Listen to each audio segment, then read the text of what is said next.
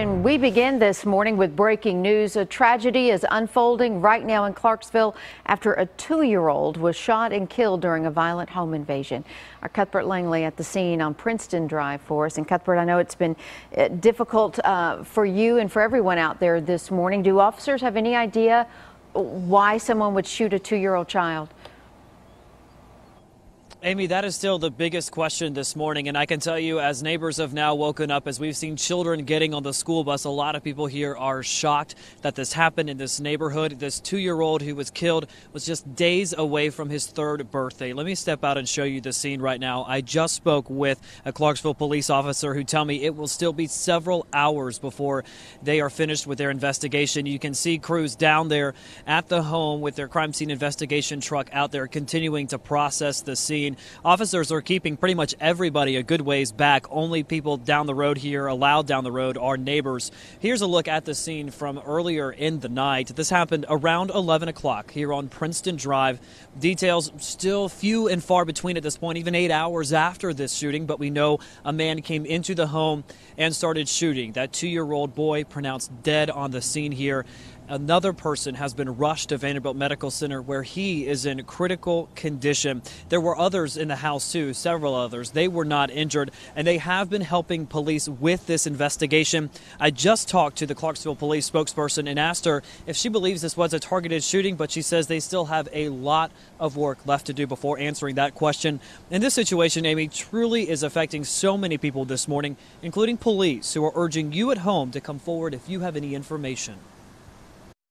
We would like to urge them to call. We need their help, and if they know anything, it'd be great if they would just call and help our detectives out. It's been a long night for those investigators, and there were several family members out here earlier in the night as well, just trying to figure out what happened. Now, because there were several people who were not injured in this shooting, they have been able to give police a pretty decent description of at least what the shooter was wearing at the time of the shooting, and that was a black coat with a hood and a gray checkered shirt. That gunman may have driven away from the scene in a maroon Impala LS. That's a Chevy. We are continuing to get the latest information, and if you know something at home, give Crime Stoppers a call up here in Clarksville at 931-645-TIPS. We're live in Clarksville this morning. Cuthbert Langley, News Channel 5. Cuthbert, thank you. Other breaking news this morning. A person showed up to Vanderbilt with a bullet wound this morning. New details are just coming into the newsroom. Officers say a man was robbed at gunpoint on South 8th Street around 1:30. He was shot in each leg but managed to walk somehow to Vanderbilt. Police are looking for 2 suspects right now. Both were wearing hoodies and ran from the scene. As soon as we get details, we'll pass them along to you. 5 people are on the run after a home invasion on Old Hickory Boulevard overnight. Police say the suspects forced their way inside and held the homeowner at gunpoint as they grabbed guns, drugs, and cash. At some point, they shot the victim's dog. Police say they took off in a brown and gray Chevy King cab pickup truck. If you have any information, call Crime Stoppers 615-74-CRIME.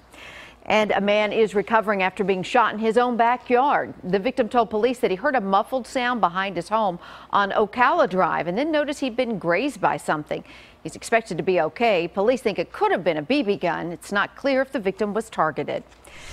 One of the state's most wanted men has been captured in Louisiana. U.S. Marshals arrested Daniel Henry in New Orleans. Police in East Tennessee say he killed his parents and aunt inside their home in Jonesboro last Friday. No word when Henry will be extradited back to Tennessee.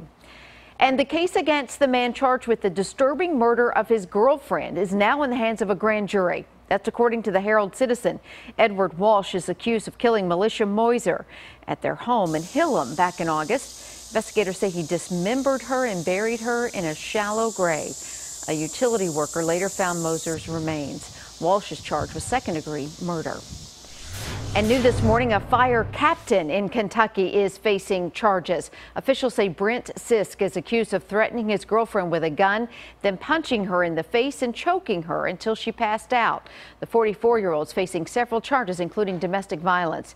He is a captain with the Hopkinsville Fire Department.